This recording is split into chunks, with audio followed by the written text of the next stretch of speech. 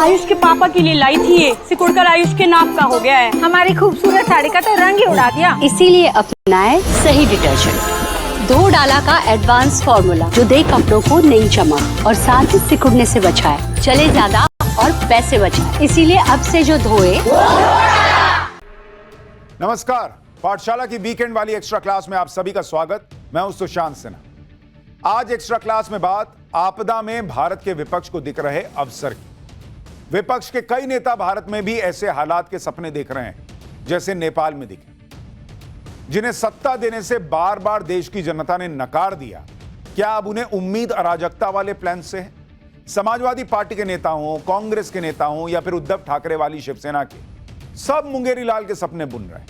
वैसे सत्ता के सपने देखना पॉलिटिकल पार्टियों के लिए कोई बुरी चीज नहीं, देखना चाहिए, लेकिन अराजक भीड़ के हाथों सत्ता पाने की हसरत पालना सही है क्या?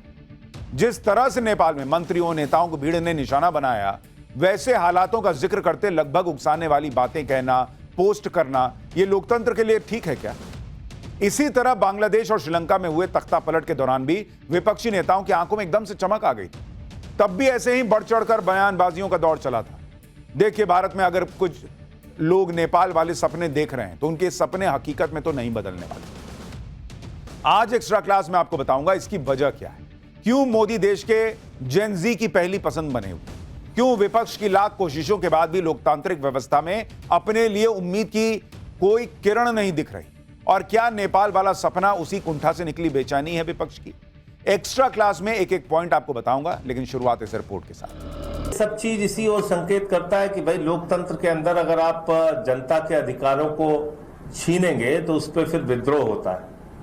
तो इसलिए नेपाल से हमारे देश के आकाओं को भी सबक लेना चाहिए। So what is happening in Nepal? What was happening? Nepal, there is a huge corruption, which is there in India also.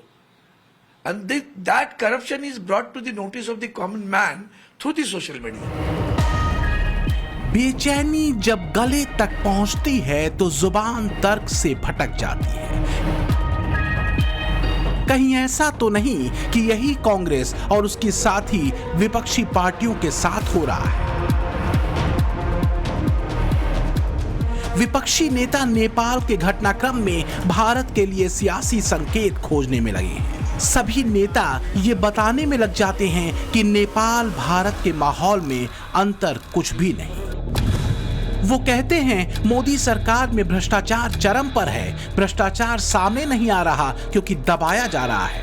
Modi सरकार वोट चोरी करके बनी। डायनामिक एक्सप्लोसिव आपको सबूत देने वाले हैं। पूरे देश में नारा चल रहा है, वोट चोर गद्दी छोड़ का नारा चल रहा है। आग जैसे फैल रहा है क्योंकि सच्चाई है और हम आपको दिखाएंगे। हिंदुस्तान के युवा, आप अच्छी तरह सुनिए, सच्चाई है कि वोट चोरी करके सरकारें बन रही हैं। हम गारंटी करके आपको प्रूफ देने वाले हैं। धन्यवाद। जो बीजेपी के लोग एजिटेट हो रहे हैं, मैं उनसे कहना चाहता हूं, आप एजिटेट नहीं होइए, क्योंकि हाइड्रोजन बम जब आएगा सारा का सारा साफ हो जाएगा। वैसे कहा जाता है कि राहुल गांधी ने जो पहला एटम बम फोड़ा था उसकी आवाज ठीक से कांग्रेसियों तक ने नहीं सुनी। पूरे इंडी गठबंधन की तो बात ही छोड़िए। अब बात हाइड्रोजन बम की है। बापू के बंदे और मोहब्बत की दुकान चलाने वाले कभी एटम बम तो कभी हाइड्रोजन बम वाली शब्दावलियों में क्यों अटके हैं? क्यों नेपाल की हिंसा में और नेपाल के तख्ता पलट में उनको अपनी राजनीति का एक मार्ग चमकता हुआ दिख रहा है? क्या भारत नेपाल की परिस्थितियां वाकई एक सी हैं? 2014 से पहले और आज के भारत में क्या कुछ भी नहीं बदला? या चुनावों में बार बार हार से हताश विपक्ष को नेपाल मॉडल से ही उम्मीद दिखती है? एक कहावत बड़ी आम है कि रंग लगे ना फिटकरी और रंग भी चोखा। क्या विपक्ष नेपाल में हुए तख्ता पलट के बहाने अपना सत्ता वाला रंग चोखा करने की फिराक में? मोदी को चुनावों में नहीं हरा पाए तो विपक्ष के लिए पहले ईवीएम दोषी था, फिर चुनाव आयोग को दोषी बना दिए, अब वोट चोरी वाला चूरन बांटा जा रहा है। क्योंकि अपनी जेब में देश के भविष्य के लिए कोई विजन तो है ही नहीं, तो क्या करेंगे, यही सब कर रहे हैं, शॉर्टकट मारने की होड़ मची हुई है। आप खुद याद कीजिए ना, नेता प्रतिपक्ष से लेकर प्रदेशों की सत्ता संभालने वाले चेहरों में कोई विजन देश के युवाओं के सामने इन लोगों ने रखा है क्या? ले देकर एक डफली बार बार बजाई जा रही है, जाति वाली। जो लोग नेपाल वाले ख्वाब के भारत में सिद्ध होने का मंत्र जप रहे हैं, वो भी जानते हैं कि ना तो नेपाल के मौजूदा हालात की तुलना भारत से की जा सकती है और ना ही मोदी की तुलना नेपाल की सत्ता से बेदखल किए जा चुके ओली से। 2024 में नेपाल में बेरोजगारी दर करीब 11%, भारत की तुलना में दोगुनी। नेपाल की इकोनॉमिक ग्रोथ 5% नहीं पहुंच पा रही, करप्शन का तो पूछिए मत। इन सब परिस्थितियों में वहां की जेनजी उबल रही थी। दूसरी तरफ मोदी का भारत है, जिसकी ग्रोथ रेट की मिसाल दुनिया दे रही। दुनिया की सुपर पावर चाहती है कि एक बार मोदी के नए भारत का साथ उसे मिल जाए। दुनिया भर में दौड़ती भारत की इन तस्वीरों को, समृद्धि और विकास के आंकड़ों को देश का युवा नहीं देख रहा है क्या? भारत की उपलब्धियां, भारत की दुनिया में धमक, भारत का दुनिया में बुलंद होता इकबाल एक तरफ और नेपाल एक तरफ। कहीं ऐसा तो नहीं कि मोदी से सियासी अदावत में उनके विरोधी अब अराजकता की तस्वीरों से गहरी उम्मीदें बांध बैठे। कांग्रेसी नेता एक्स पर पोस्ट करते हैं, अभी नहीं तो कभी नहीं। सुप्रिया श्रीनेत लिखती हैं कि वोट चोर गद्दी छोड़ की बात आग की तरह फैल रही है, थोड़ा वक्त दीजिए, देखिए आगे क्या होता है। कांग्रेसी वीर रस से भरा एक और मैसेज श्रीनिवास गिराते हैं, लिखते हैं थोड़ा इंतजार करो, वोट चोरों को छिपने की जगह नहीं मिलेगी। एक और मचलते कांग्रेसी प्रवक्ता उवाजते हैं, कल से नेपाल में भी वोट चोर गद्दी छोड़ के नारे लग रहे हैं। और बस इसी बात को समाजवादी ब्रिगेड के सेनापति अखिलेश आगे बढ़ाते हैं। तो ये डकैती हो रही वोट की, जो बात मैं कहना चाहता हूं, इसी तरह की वोट की डकैती होगी तो हो सकता है जो आसपास के देशों में जनता सड़कों पे दिखाई दी, हो सकता है जनता भी सड़क पर दिखाई दे। तो क्या अब बात यहां तक आ गई कि जो भी हो, देश की जनता नेपाल से सबक ले और मोदी से कुर्सी छीनकर वहां विपक्ष को बिठा दे?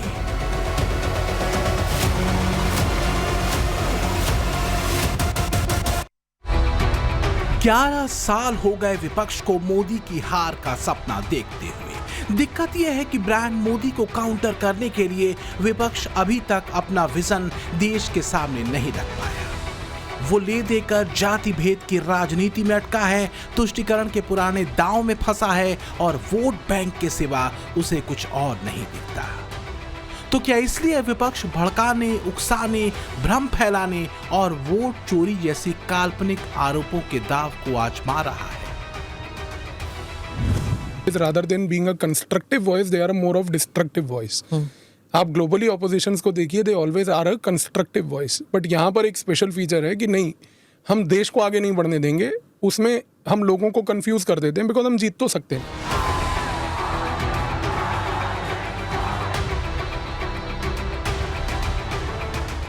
जिस जेनजी का नाम लेकर विपक्ष मोदी पर प्रत्यक्ष अप्रत्यक्ष वार करता है, उसने ही 2014 के बाद से लगातार मोदी के विजन, वर्जन और डिटर्मिनेशन पर मुहर लगाई है।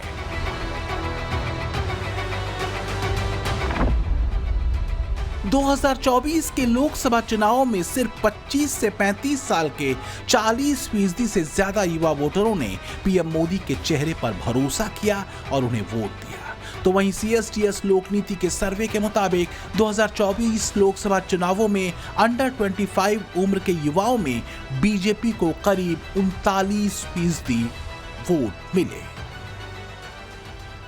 विपक्ष की दिक्कत यही है कि देश की युवा आबादी के भविष्य को लेकर उसके पास कोई रोड मैप नहीं दिखता। युवा जो है आज आपको शांत दिख रहा है, वो बेरोजगार है, उसकी बहुत समस्या है।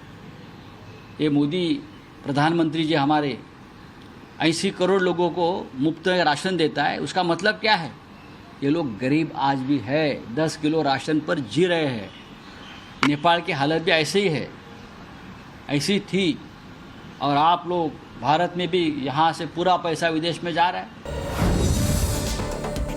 विपक्ष उन आंकड़ों पर आंखें मूंद लेता है जो वर्ल्ड बैंक के हैं। वर्ल्ड बैंक की India poverty and equity brief की रिपोर्ट क्या बताती है उसे देखिए। रिपोर्ट बताती है कि 2011-12 में भारत की आबादी का करीब 16.2% हिस्सा गरीबी रेखा से नीचे था और 2022-23 में यह घटकर 2.3% हो गया। यानी बीते 11 सालों में 14% लोग गरीबी रेखा से ऊपर उठे। नंबर्स में यह आंकड़ा करीब 25 करोड़ पहुंचता है। 10 वर्ष में 25 करोड़ से ज्यादा गरीब गरीबी को परास्त कर करके गरीबी से बाहर निकले हैं और एक नियो मिडिल क्लास तैयार हुआ है। मेरे साथियों, ये नियो मिडिल क्लास और मिडिल क्लास एक ऐसी जुगलबंदी है जिसमें एस्पिरेशन भी है, एफर्ट भी है। वो देश को आगे बढ़ाने के लिए बहुत बड़ा सामर्थ्य बनने वाली है। इसमें कोई शक नहीं कि भारत की तरक्की कईयों को अखरती है। एक्सपर्ट मानते हैं कि दुनिया में सबसे तेज रफ्तार से विकसित हो रहे भारत की ये तस्वीर बिना विजन वाले कुछ लोगों के लिए सत्ता से दूरी को और बढ़ा देने की वजह बन जाती है। लिहाजा विकास की काट को जाति भेद और वोट चोरी वाले नरेशन पर कसा जाता है। दिल्ली, मुंबई, भोपाल और वाराणसी में हमने युवाओं से ये जानने की कोशिश की कि जो सपने विपक्ष नेपाल मॉडल के जरिए देख रहा है, क्या वो पूरा होगा? इंडिया में कभी आंदोलन होगा भी नहीं जेनजीज के through, that is for sure, क्योंकि आजकल के जेनजीज पढ़ाई में ज्यादा स्मार्ट है, स्ट्रांग है इनफ अपने पैरों पे खड़े होने के लिए। जेनजी के माइंडसेट में कुछ है ऐसा, तो मुझे ऐसा लगता है ऐसा तो नहीं है कुछ यहाँ पे इंडिया में। करप्शन इज देयर बट इस तरह की चीजें नहीं है, इतना करप्शन लेवल पे नहीं है कि लाइक इस तरह की चीजें हो जाए। नहीं, ये इंडिया में होना पॉसिबल नहीं, क्योंकि we are in the safe hands as of now currently. और इंडिया ऑलरेडी, जो नेबर्स है इंडिया के, ऑलरेडी प्रॉब्लम में फेस करे। पाकिस्तान को देख लीजिए, बांग्लादेश को देख लीजिए, म्यांमार को देख लीजिए, इनफैक्ट अभी नेपाल में हो चुका है। इंडिया में होगा नहीं, क्योंकि अपने पास जो लीडरशिप है बहुत स्ट्रांग है और मोदी जी के होते हुए ये होगा नहीं, ऐसा मेरा मानना है। छोटे छोटे पॉकेट्स में कहीं ना कहीं छोटे मोटे प्रोटेस्ट यूनिवर्सिटी में हो सकते हैं, लेकिन वो एक इंडियन लेवल पे, पैन इंडिया लेवल पे पॉसिबल नहीं है। वेल नहीं, मेरे ओपिनियन में तो नहीं है, क्योंकि इंडिया काफ़ी अच्छी लीडरशिप में है। और रही बात हमारे नेबर्स की, तो मुझे नहीं लगता यहाँ पे इंडिया में पॉसिबल है ये सब चीज़। भारत में चीज़ें चेंज है। यहाँ पर कई प्रकार के विभिन्न प्रकार के लोग हैं, 7 धर्म को मानने वाले लोग हैं। तो यहाँ पे तो मुझे कुछ कंडीशंस ऐसी दिखती हुई नहीं लग रही हैं, क्योंकि हमारा देश एक सहिष्णु देश माना जाता है। मुझे नहीं लगता कि भारत में इस तरीके के हालात बनेंगे, क्योंकि भारतीय प्रशासन जो है बहुत ही सख्त है और इस तरीके के उपद्रवियों को हैंडल करना उन्हें बहुत अच्छे तरीके से आता है। मतलब सरकार हमारे जो भारत की है, मतलब जैसे मोदी सरकार कर रही है, मतलब हमको तो नहीं लगता कि मतलब ऐसा कुछ होगा। भविष्य के भारत को लेकर मोदी के विजन पर युवाओं को भरोसा ज्यादा है। हमारी राष्ट्रीय शिक्षा नीति आई है, तो उसमें जो हमारी भारतीय भाषाएं हैं उनमें पढ़ने का एक बहुत अच्छा विकल्प मिला है हम लोगों को, और एक लचीलापन भी मिला है पाठ्यक्रम में, तो हम सभी के लिए बहुत सहयोगी है, बहुत अच्छा कदम है सरकार। देखिए, हमारे देश के गांव में बहुत टैलेंट है, लेकिन अब उनको अंग्रेजी का सौभाग्य नहीं मिला तो कहीं आके रुक जाते हैं। अब देखिए, स्पोर्ट्स में हमारे बच्चे आगे आ रहे हैं, तो हमारे लोगों ने शुरू में मजाक उड़ाई, उनसे अंग्रेजी में पूछ रहे। अब उसका काम स्पोर्ट्स में है, उसका अंग्रेजी में जवाब आ रहा है, तो अच्छा जवाब दिया कुछ बच्चों ने। कोई भी देश समृद्ध तभी होता है जब वहां राजनीतिक स्थिरता। राजनीतिक स्थिरता सिर्फ बड़बोलेपन से नहीं आ जाती बॉस, उसके लिए स्पष्ट विजन और मिशन मोड में काम करना पड़ता है। आप अपने चारों तरफ आंख उठाकर देख लीजिए, बीते 11 सालों में कितने देशों में सरकारें आई और चली गई, नेता आए गए, कुछ को लोगों ने चुनावों में नकार दिया, कुछ को बीच में ही जनता ने सत्ता से उतार दिया। बांग्लादेश के इस्लामिक सनक वाले आंदोलन को छोड़ दें तो नेपाल से लेकर श्रीलंका, ब्रिटेन, फ्रांस तक का हाल देख लीजिए। 11 सालों में देश की कमान अगर तीसरी बार पीएम मोदी के हाथों में आई तो यह उनके विजन, वर्जन और जनता के उन पर विश्वास का नतीजा था। वरना बीते 11 सालों में देश में अस्थिरता पैदा करने की कोशिश क्या कम हुई? कभी सीए के नाम पर, कभी किसानों के नाम पर, कभी कुछ, लेकिन हर बार मोदी देश के लिए अपने प्लान ऑफ एक्शन को लेकर जनता के बीच गए और जनता ने बम पर भरोसा जताया। मोदी की थीसिस के विरुद्ध विपक्ष की एंटीथेसिस अभी तक असरदार नहीं। बात सिर्फ विपक्ष की नहीं है, बल्कि उस डीप स्टेट की भी है जिसकी चर्चा गाहे बगाहे होती रही है। वो डीप स्टेट जिसकी भूमिका किसानों के नाम से खड़े किए गए कथित आंदोलन से लेकर सीए के विरुद्ध भ्रम फैलाकर अराजकता खड़ा करने की कोशिश तक में रही। वो डीप स्टेट जिस पर एक्शन के बाद अब अमेरिका में बैठे ट्रंप तक कर रहे हैं। ट्रंप ने एक बार फिर अमेरिकी कारोबारी जॉर्ज सोरोस की गतिविधियों को संदेहास्पद माना और दावा किया कि यूएस में हो रहे दंगों और प्रदर्शनों के लिए वो फंडिंग करते हैं। यही वजह है कि अमेरिकी राष्ट्रपति ने उन पर रिको यानी racketeer influenced and corrupt organisations act के तहत कार्रवाई का संकेत दिया है। कहा तो यहां तक जाता है कि तीसरी बार मोदी प्रधानमंत्री न बन सकें, इसके लिए जॉर्ज सोरोस ने भारत में पैसा पानी की तरह बहाया था।